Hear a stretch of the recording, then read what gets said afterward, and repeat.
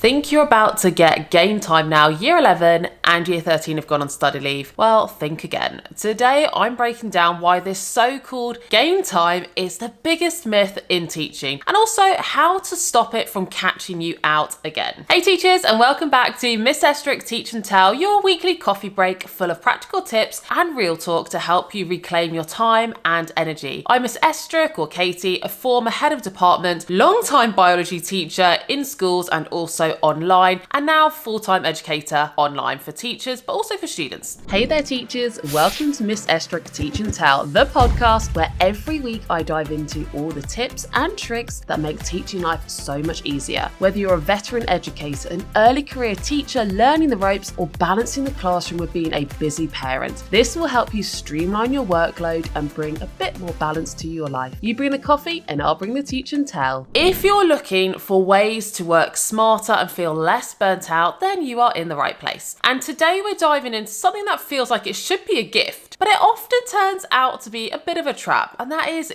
game time, or should I say the myth of game time. Now before we jump into it, quick coffee catch up, and actually for the first time in ages I am having a coffee. It has been one ordeal of a week, actually about 10 days. I have, well, you may or may not know, but I've got twin 4-year-old boys, and one of them did something to their foot a couple of weeks ago. They probably just jumped on a stone or something because they ended up with a hematoma, just like a bruise, blood building up under the toe, just never burst. And then it was getting bigger and bigger and bigger. So we're going in and out, seeing the doctors, going to A&E, just checking it. And then eventually his twin brother accidentally jumped on it and it burst. But long story short, skin loss from the foot, having to go into the doctors now every other day to have it cleaned, dressed. So it's been quite intense. Luckily, he's absolutely fine. It's not really bothering him that much, apart from the fact I'm having to tell him, stop kicking everything and jumping like you might usually do because it's going to hurt your foot. So yeah, it's been an interesting one because we're in the absolute thick of it with exam season, and I lost basically every day or half of every day last week, having to fit in all the tuition after the boys had gone to bed and all sorts. So yeah, definitely need the coffee. And if you follow me on Instagram, I actually posted it on the Miss Estruch biology one, not the teach and tell, but I was doing some of my live pick and mix lessons with the students and I was so tired. It's just been such a chaotic week. I thought, do you know what, I'm going to treat myself, make myself another coffee, just sit, chill, enjoy it before you go live. And then I tripped on this chair and managed to spill the entire mug of coffee all over the chair, which then spilled instantly onto the floor, onto my desk, onto my printer, and yeah, you just couldn't make it up. So luckily this time I've got my coffee, it's not spilt yet, and we're ready to get into it.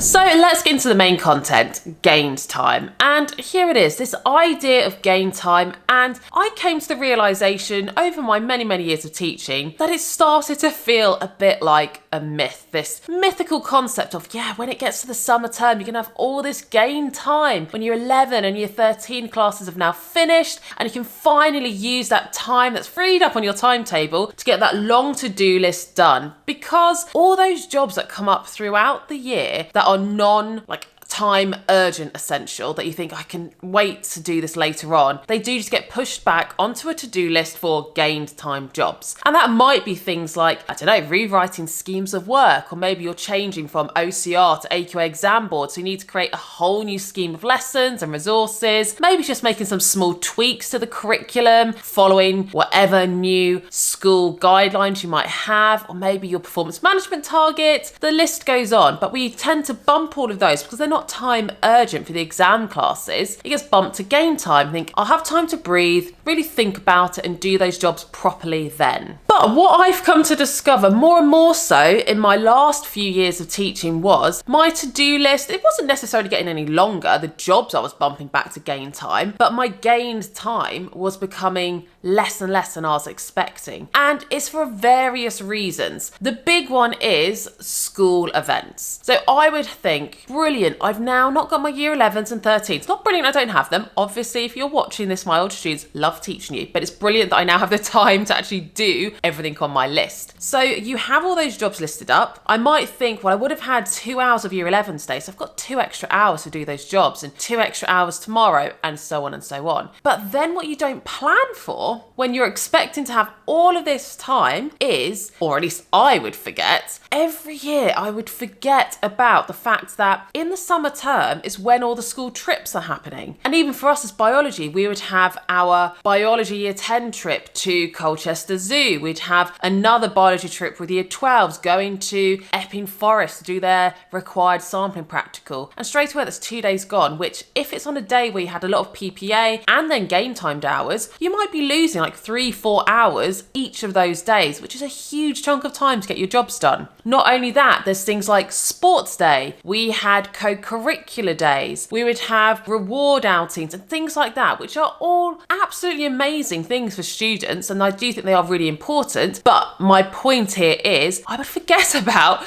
just how much time that ate into across the final 7 weeks of this last half term. When you'd have game time, you're probably losing at least 3 days to a week across the whole 7 because of these events. So that's one reason why my longer than usual to-do list, and when I say longer than usual, I mean the rest of the year rather than year by year, my long list of like big time, energy sapping jobs don't have the time that they need. Number 2 is always forgetting or not considering just how long it takes to do things like the UCAS subject references. And for me, I've always taught somewhere between 2 and 3 year 12 classes that would need subject references, which can be as many as 60 students. And even though we'd split them between the 2 class teachers, that's still 30 subject references to write, which takes such a long time. And then on top of that, I'm also, or was, an A-level form tutor. So not only was I writing the subject references for all of the biology students I taught, I was then having to write the full UCAS reference for my form. So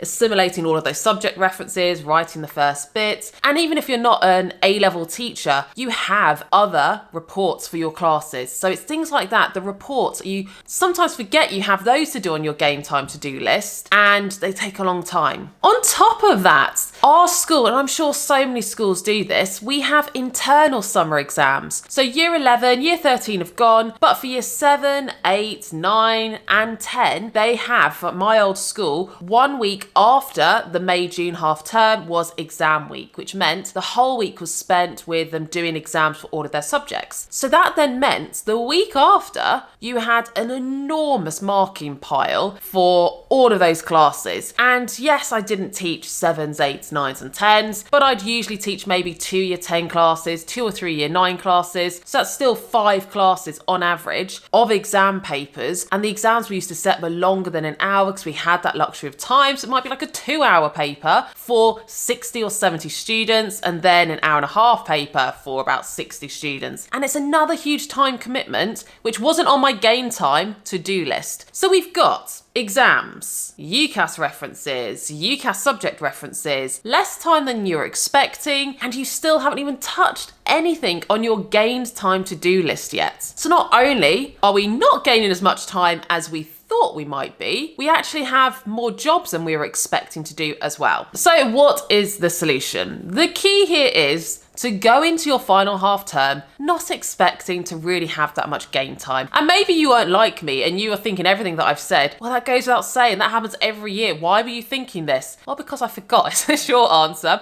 And I don't think I'm the only one, at least within my department. Every year, even though we'd all been teaching for like over a decade, we'd still make the same comment of, oh, where's all that game time gone? I forgot about the trips. I forgot about this. I forgot the UCAS. It's just used up so much time. Even though we do it every year, it's just easy to forget. So going into it, really make sure you're thinking, when I say game time, half what you're expecting to get because of all those additional jobs and activities that take up the time, like the sports day, things like that. And plan it instead like you're expecting it to be your busiest half term, because it often is, rather than thinking this is the wind down where everything gets easier. It's actually rarely like that. So things that you can do other than be mentally prepared and actually write yourself a reminder in your planner next year or even now to say, this term is going to be the busiest, not the easiest. But on top of that, here's 3 things I would recommend. Number 1 is sacrifice. What you can drop or delay, do it. And yes, that might sound strange because we've already been doing that the whole time with our list of game time jobs. They've been bumped the entire year. But if they keep getting bumped, does that mean maybe they don't actually actually need to be done? If they do, then well, they get prioritized. But have a think, do you actually need to revamp what you wanted to do? Or do you need to do it to the same extent that you wanted to? So if it's not improving your lessons or your well-being or the students, it might not need doing, or at least not now. Number 2 is streamline. So do you really need to rewrite the PowerPoint that you wanted to do from scratch? Maybe you can keep most of it and then just edit it, or can you use last year's and tweak it a little bit? And then number 3 is kind of combining these two ideas, and that is outsource. Now, this is where I can help, and I know how overwhelming it can get at this time of year, particularly if you're starting to prep for September, making sure you've got all of the lessons ready, any tweaks that you wanted to make. And I actually have the entire AQA A-level biology PowerPoints made for all of the A-level. So you wouldn't have to replan, tweak, or do anything. They are ready to use PowerPoints with the activities embedded within them, deliberately again to make your life easier when you come to teach it, so you don't have to print lots of worksheets. They're embedded within it. Students read off the PowerPoint and do it, or they can do it on whiteboards to make your planning time as easy as possible, but also the prep time in terms of getting resources ready. I've also got a series of 5 lessons for GCSE and another series for A-level, which are skills-based lessons. And I've got a scheme of lessons for teaching the AQA essay lessons as well. And these are all complete with instructions. They're editable. So if you don't like something I've done, you can always tweak it to your own style or add in the homework that you want to give them at the end. So you can use them exactly as they are, and many teachers have, or you can tweak them to suit your class or to add in any reminders or notices. So that is actually what my quick win of this week is. Have a go at trial one of those lessons and see what I've got available. Could that outsourcing really help you with your game time job list and also help you in September? And if you want to get a bit of an idea of what they're like, you can actually download some of those lessons for free as a bit of a taster. So I've got the carbohydrates one for free, so you can see that entire lesson, and I do a video instruction guide with just that one to talk you through how to use the lessons to see if it would be something that would fit your teaching style, your department's teaching style, and your students' needs. The resource roundup for this week is, if you do have a really long to-do list, I'm sure there's a lot of things on that list that ChatGPT could either do for you or speed up for you or streamline for you. So I recommend you check out my free CPD session that I did back in, I think it was January or February, all about how teachers can use ChatGPT to streamline their workload. Things like how you could use it to speed up lesson planning, marking, writing reports, writing lesson plans, whatever it is, I've got it covered in that CPD session, and it's completely free. So I'll link that in the show notes and the description so you can watch that to get an idea of how you could use ChatGPT to make your to-do list for game time quicker to complete. So that is it for this episode, all about the myth of game time, why it isn't actually as beneficial as we might be expecting, and what you can do about it to try and overcome that. So I hope you have found this helpful,